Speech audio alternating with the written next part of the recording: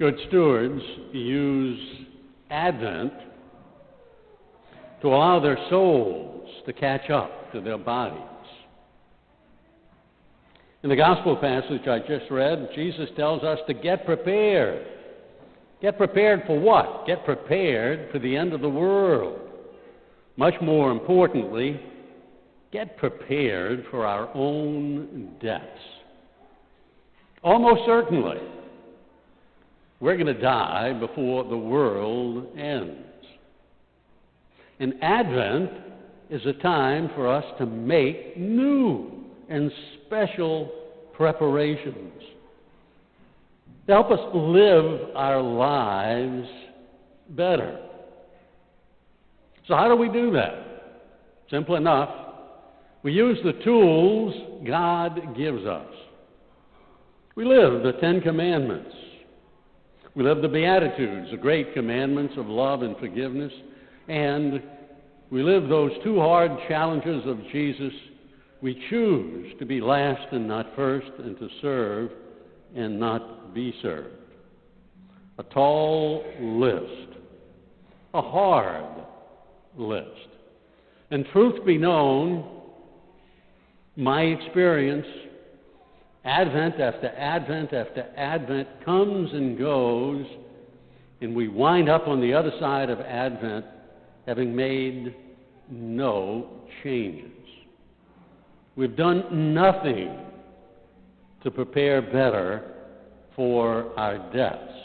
We've done nothing to prepare to become better human beings.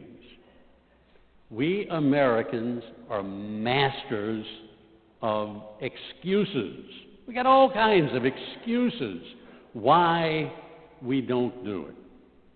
And as I was preparing this homily, I got online and looked for a list of excuses that in a national poll people said they use to tell their bosses why they missed work. Perfectly okay to laugh. Some of these are funny. I missed work because I was sprayed by a skunk. I missed work because I tripped over my dog and knocked myself unconscious. I missed work because I couldn't find my shoes. I missed work because I was spit on by a venomous snake. I missed work because I totaled my car by running it into a cow. I missed work because a hitman was looking for me. This is kind of a lady one. I missed work because my curlers burned my hair. I missed work because my brain went to sleep and I couldn't wake it up. I missed work because my cat unplugged my clock. And I forgot to come back to work after lunch. Now, if we used similar excuses when we appeared at the pearly gates before God, He'd laugh. Probably wouldn't let us in, but He'd laugh. But, we don't use excuses that extreme. The two excuses I hear over and over and over and over are, Father, I was too busy. Father, I was too tired. Well, what if we use those excuses when we get to the pearly gates? Father, Advent after Advent after Advent went by. I did nothing to improve my spiritual life, to become a better person, to prepare for my death, because I was too busy, because I was too tired. Here's what I would expect God would tell us. God would tell us, look, you were a master multitasker.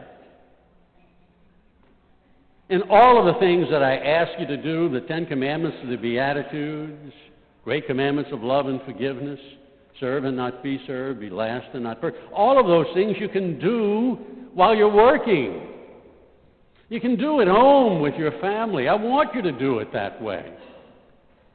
You can do it when you're playing. You've just got to stay focused on your soul as well as your body. Now, I think God would add, but look, I do want you to spend some special time praying. You know, what do you spend your time on? Watching TV? On the Facebook? Shopping? Video games? I would have liked if you had given me 10%, maybe 20% would have been fabulous of that time. Talking with me, praying. Setting that time aside to do special ministry work. Working with a charity, working with your church. No, you were too busy, you were too tired. Those are not excuses I will accept.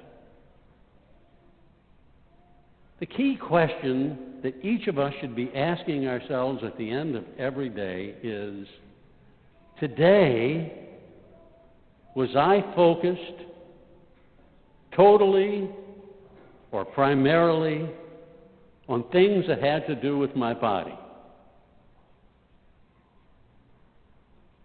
And I mean that in the broadest sense. I was totally focused on work.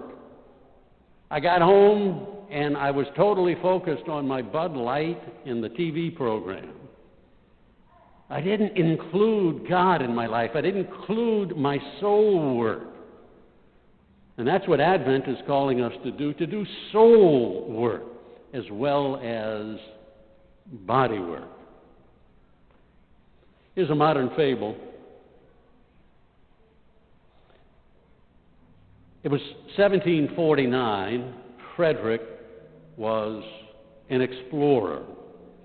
He went to Africa, went to a small village near where he wanted to begin his exploration, and he hired the chief of the village, Adisa, and asked Adisa to pick out 20 men in his village to be his porters. And the first day, he was blown away. It was fabulous. I mean, these villagers, they were like the ever-ready bunny. They just kept going and going and going and going.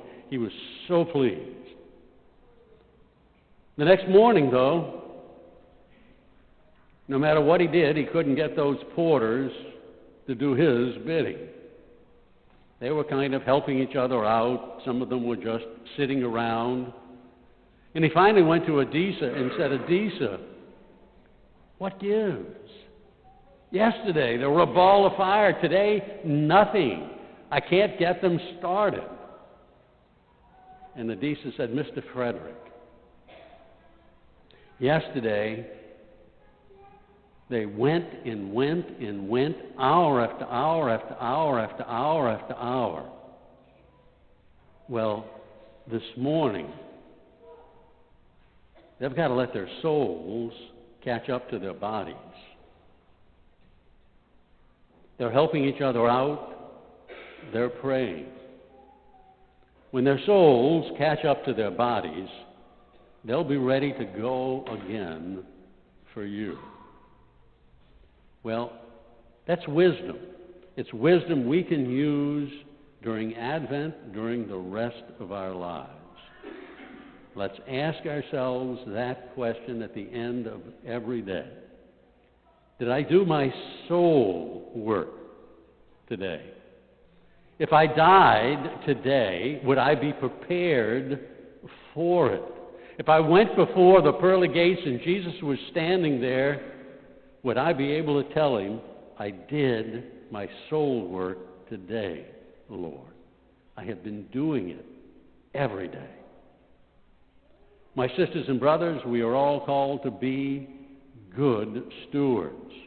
And good stewards use Advent to let their souls catch up to their bodies.